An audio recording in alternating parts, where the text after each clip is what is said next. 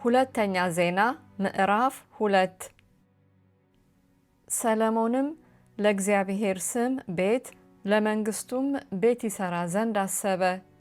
ሰሎሞንም የሚሸከሙትን 70,000 ከተራሮችም የሚጠርቡትን 80,000 በእነርሱም ላይ የተሾሙትን 3,600 ሰዎች ቆጠረ። ሰሎሞንም እንዲህ ሲል ወደ ጢሮስ ንጉሥ ወደ ኪራም ላከ። ከአባቴ ከዳዊት ጋር እንዳደረግህ የሚቀመጥበትንም ቤት ይሰራ ዘንድ የዝግባ እንጨት እንደሰደድህለት እንዲሁ ለእኔ አድርግ። እነሆ ለእስራኤል ለዘላለም እንደታዘዘው በእግዚአብሔር ፊት የጣፋጩን ሽቱ ዕጣን ለማጠን የገጹንም ህብስት ለማኖር የሚቃጠለውንም መሥዋዕት በጠዋትና በማታ በሰንበታቱም በመባቻዎቹም በአምላካችንም በእግዚአብሔር በዓላት ለማቅረብ ለአምላኬ ለእግዚአብሔር ስም ቤት እሰራና እቀድስ ዘንድ አሰብሁ። አምላካችንም ከአማልክት ሁሉ በላይ ታላቅ ነውና የምሰራው ቤት ታላቅ ነው። ነገር ግን ሰማይና ከሰማያት በላይ ያለ ሰማይ ይይዘው ዘንድ አይችልምና ለእርሱ ቤት ይሰራ ዘንድ ማን ይችላል? በፊቱ ዕጣን ከማጠን በቀር ቤት እሰራለት ዘንድ እኔ ማን ነኝ? አሁንም አባቴ ዳዊት ካዘጋጃቸው በእኔ ዘንድ በይሁዳና በኢየሩሳሌም ካሉት ብልሃተኞች ጋር የሚሆን ወርቁንና ብሩን፣ ናሱንና ብረቱን፣ ሐምራዊውንና ቀዩን፣ ሰማያዊውንም ግምጃ የሚሰራ ቅርጽንም የሚያውቅ ብልሃተኛ ሰው ላክልኝ። ደግሞም ባሪያዎችህ ከሊባኖስ እንጨት መቁረጥ እንዲያውቁ እኔ ያውቃለሁና ከሊባኖስ የዝግባና የጥድ የሰንደልም እንጨት ስደድልኝ።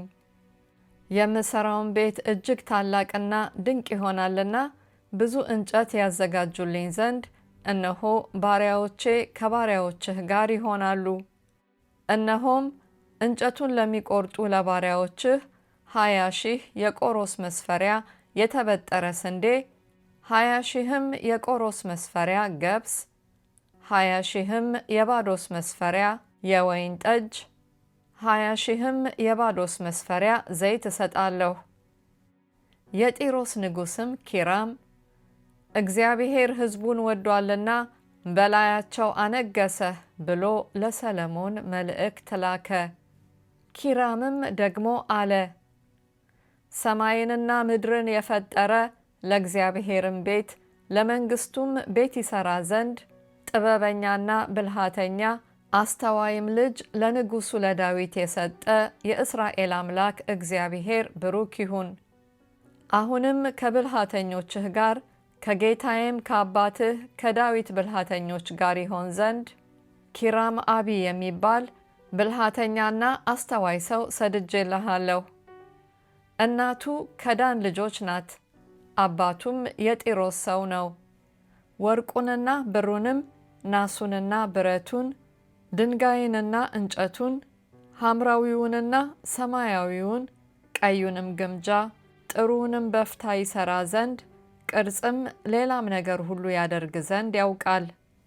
አሁንም ጌታዬ የተናገረውን ስንዴውንና ገብሱን ዘይቱንና የወይን ጠጁን ወደ ባሪያዎቹ ይስደድ።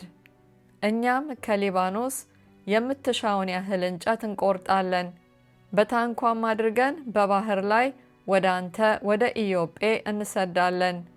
አንተም ወደ ኢየሩሳሌም ታስወስደዋለህ። ሰሎሞንም በእስራኤል ምድር የነበሩትን መጻተኞች ሁሉ አባቱ ዳዊት እንደ ቆጠራቸው ቆጠረ። 153,600 ተገኙ። ከእነርሱም የሚሸከሙትን 70,000 በተራሮችም ላይ የሚጠርቡትን 80,000 በሕዝቡም ሥራ ላይ የተሾሙትን 3,600 አደረገ።